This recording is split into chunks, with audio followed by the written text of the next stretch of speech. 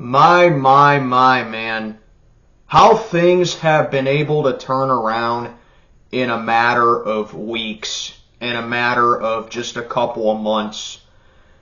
And going into this game, it kind of seems now that it's still anybody's game, given the circumstances of what has transpired over the past 24 hours or so. Good Friday morning, everybody. I am Mac, back with another video. As always, do me a favor, like, comment, subscribe.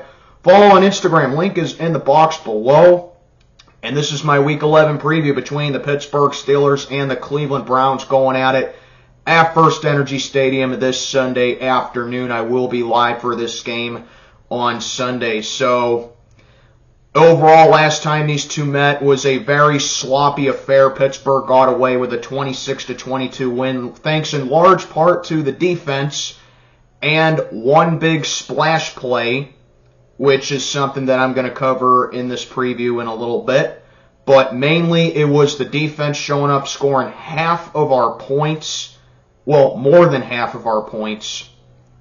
But the reason that I'm getting into this is not because these two teams are 6-3 so much, and it's a pivotal matchup, barring what happens on Thursday night between the Ravens and the Bengals. Not so much that it's the oldest played matchup in the AFC, but the fact that these two are 6-3, and there are actually some first place implications on the line, depending on who wins this game.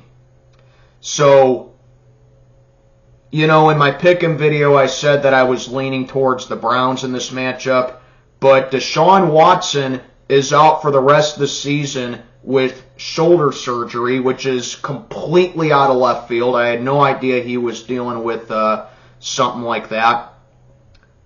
But even then, this game is still pretty evenly matched, because if we know one thing about the Pittsburgh Steelers, more specifically in the Mike Tomlin era, is that we horribly play down to backup quarterbacks. And Dorian Thompson-Robinson, I believe, is getting the green light to start for this game for Cleveland. If not him, P.J. Walker. I don't really know, but I heard a lot from a lot of people that DTR is starting this game for Cleveland.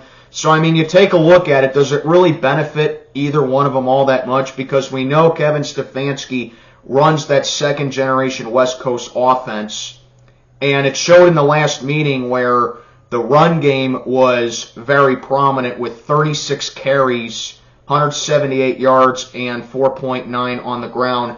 And last Sunday, Jerome Ford was the bulk for Cleveland, going for 107 yards in that comeback win against the Ravens. Cleveland altogether second in attempts and yards per game this season. So that's something that our run defense is definitely going to have our hands full for this game, considering that our run defense this year has been very spotty.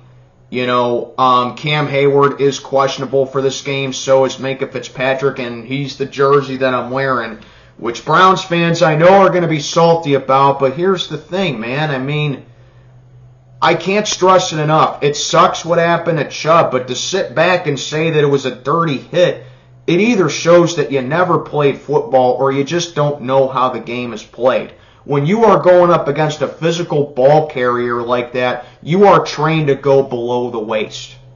It's a football hit. You people that are I mean, it's one thing for Zoomers to say that it's a dirty hit because they're used to quarterbacks thriving in today's league and they're not used to physical defenses. But for people that are over the age of, like, I don't know, 25, to say that it's a dirty hit, you people sat back and watched guys like Ray Lewis and Brian Urlacher and James Harrison and Scott Fajita and Chad Greenway. You saw all these physical bruisers on defense, Terrell Suggs and Aaron Smith, and pretty much our entire defense that we had for a decade. You sat back and watched all these tough defensive players, and you're saying that's a dirty hit. Get out of here. Anyway, getting on back into this game. The Browns averaging little over 23 points a game, about 379.7 yards per game. And while they do have good defense, they do have good offenses to complement that. Our defense does allow 20.2 per game, and we lead the league in turnovers, which is something that the Browns are at a big mismatch for, because they actually do turn it over the most collectively in the entire league. But then you have to go to their run game, which our rush defense is 26th in the league, allowing 4.5 per game. So I think that's definitely something that the defense has to, strive for in this game. We got to clean up the run defense. We got to make sure that Cam Hayward can play. And we can't keep allowing the backup running backs that they have to have good games, because you look at that Week 2 matchup, Jerome Ford had a big burst of about a 70-yard run against us. So this is where the pass defense has to come in. We're 7th in pass defense this year with an 81.5 rating. We have played wide receivers and tight ends well. And with Cleveland's now backup quarterback going into this game, I think the pass defense has to force whoever they choose to start in this game to win the game for them. Because if you allow Deshaun Watson to win the game, that gives Cleveland a way better chance of winning. But a guy for like DTR and possibly PJ Walker to win this game, where they don't have that much experience, this is where it benefits us. I don't really think there is a clear-cut winner for this game, because I think even without Watson in the mix for Cleveland, it's a very evenly decided game.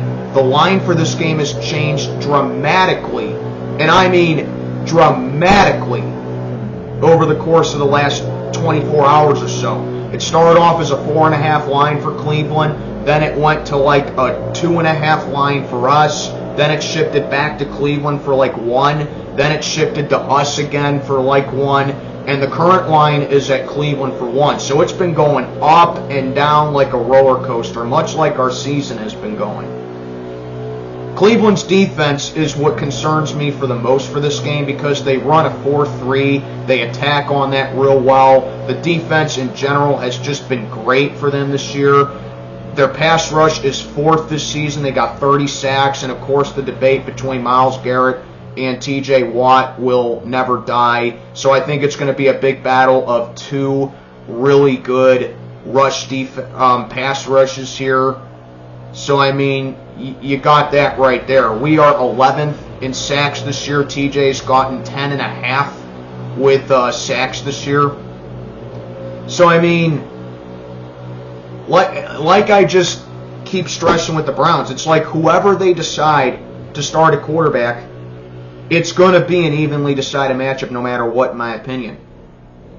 They were subpar with Deshaun Watson, and the defense allowing 18.9 per game, where we score 17.3, and the Browns only give up 242.7 yards per game. We allow 283.6, and they have caused turnovers. But the Browns, like I said, they've been very sloppy with the football this year, because they do turn the ball over. And of course, with our pass rush, like with the pass rush, the Browns are also going to be down DeJuan Jones. At least he's questionable for this game, so they're looking up at a matchup to where it's possibly Hudson versus TJ and Jerron Christian against Alex Highsmith.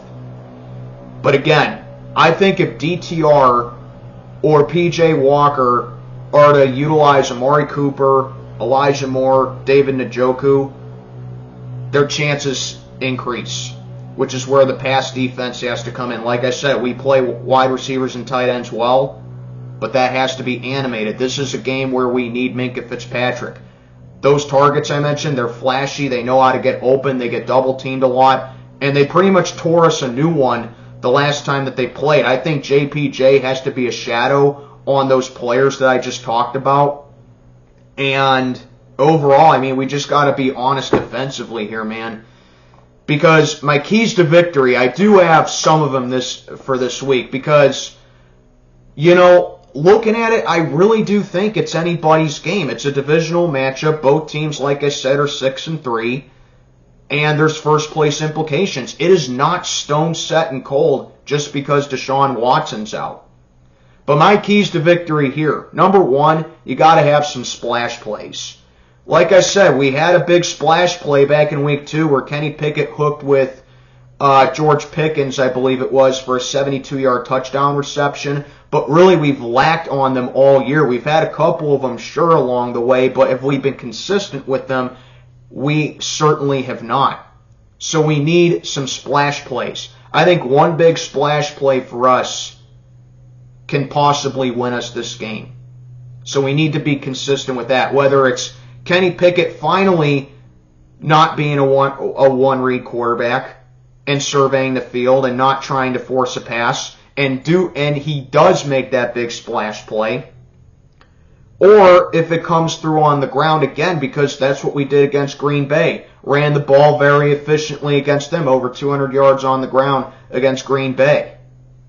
So there you go, splash plays. That's number one. Number two, the pass rush. Like I said, 11th in sacks this year. The Browns have been sacked 28 times this year, and with TJ recording 10.5 sacks this year and Alex Highsmith continuing to be that amazing compliment to him and playing like he earned that extension, there's something right there. Take advantage of the backup quarterback that's in the pocket and unfamiliar with a bull rushing pass rush like this that can make him feel uncomfortable. Because that's where the pass rush has to come in, like I said. Even if it's a guy like Nick Herbig, even if it's a guy like Keanu Benton getting in a sack. The point is, the pass rush has to be evident for this game. Make that backup and inexperienced quarterback really work for it. Number 3 is ball protection. This is going to come down to who makes less mistakes on the offense. We certainly have made mistakes on offense this year. At least I think we have, because I cannot stress it enough. I don't trust Kenny Pickett anymore. I just don't. I don't care if you don't like hearing that. I don't care if it makes you mad that I say that. Those are just the facts. I don't trust Kenny Pickett anymore. He should have about 6 or 7 more interceptions than what he has this year, which is why I just mentioned that he needs to be smart with the ball. He can't keep forcing passes. He can't keep staring down receivers. He can't keep being a one-read QB. He needs to make smart, crafty decisions with the football. The Browns this year, I mean, while it does seem like, yeah, Kenny's cut back on the picks. He's gone 5 straight games without an interception. I know it looks great and all, but don't let that deceive you. He has not really been smart with the football. The Browns, on the other hand, have not been smart with the football either as far as the QBs go. I think in order for Cleveland to have any chance to win this game, their backup needs to be like, a game manager here. Just limit the negativity, limit the mistakes, and they just have to take those short dink and dunk passes down the field, and they have to run the ball efficiently. It's going to come down to who makes less mistakes offensively. Okay? And if the Browns are going to force that backup quarterback to go deep against our pass defense, especially if Minka's going to play in this game, because let's face it, our safeties and corners have been very Jekyll and Hyde this year, but our safeties have just been god-awful outside of Minka. That's what I mean. Who makes less mistakes with ball protection this year? Or this week. And finally, my most important key to victory. How about loading up on the left side of the offensive line? Because Broderick Jones, looking back at the highlights that I saw last week against Green Bay, when he's getting more of that motion to the offensive line that loves to enjoy moving, and when you put him in over Chukwuekorfor, that is where the most run plays have been going from that left side, and we have to keep overloading it. Jaylen Warren, 101 yards on the ground for him last week. Najee, 82 on the ground for him. Kenny Pickett even had like 16 yards on the ground. Like I said, over 200 rushing yards on the ground for the Steelers last week. And as soon as Broderick Jones came in, the numbers started going up. And now you're starting to use your first rounder that you traded up for, and you're putting him on the field, and he has been delivering. You know, I was an advocate of, hey, you can't throw him in the fire right away week 2 against Myles Garrett. I understood it. I just didn't agree with it, but I understood it. But here's the thing. This is the second matchup. Let's see what Broderick Jones can do against a guy like Myles Garrett, because now you see that less pressures are starting to come in from the opposing side. Kenny Pickett doesn't feel as pressured anymore. He's been getting some cleaner pockets. The sacks have been reduced a little bit. So, I mean, the difference is Broderick Jones is being that key to victory on the offensive side of the ball because it's starting to open up some more holes. Dean's guys understand that over the past couple weeks, the run game is now one of the best in the league. That Titans game, 166 on the ground. And then, of course, last week, 205 on the ground in 2 weeks. And it's not like teams are even stacking the box. They don't even try to stop the pass anymore because they're so trans-focused on Kenny Pickett. They are now worried about our run game, where the Browns' run defense is easier to run on, where, yeah, I mean, they allow about 4 yards per carry, which isn't terrible, but certainly not great either. But the point is, if you're going to handle any sort of Browns offense or a defense like this, do it how do what you've been keep on doing to win games and what got you here to the 6-3 record, which is running the ball. Incorporate the reverse end sweeps with Calvin Austin. Even utilize the fullback a little bit. Use the QB sneaks. Use your run game. And like I'm saying, if Kenny Pickett definitely does not have any other option left to throw to, he needs to be smart with the ball, going back to my other key to victory with who makes less mistakes, and run it with your legs, because we know Kenny Pickett's not mobile per se, but he definitely knows how to use his legs to get himself out of a sticky situation. So it's like, how are you going to evolve in the league as a QB when you don't have enough common sense to not use your legs when you know that your options are being locked down? It just doesn't register to me. But that's just what the offense has become.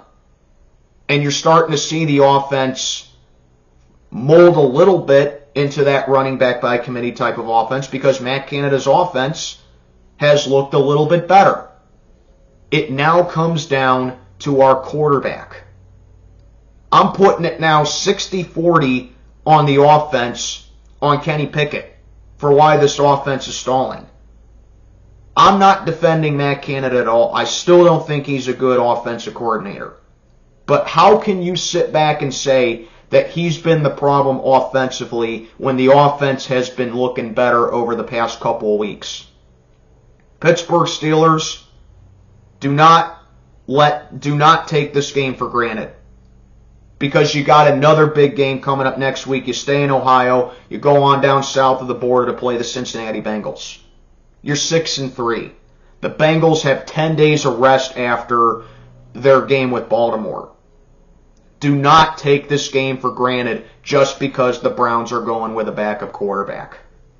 You need to complete the sweep of these guys, and you need to go into their stadium with some newfound confidence, play like that team that is currently in the playoff hunt right now as I'm sitting down and recording this video, and get shit done.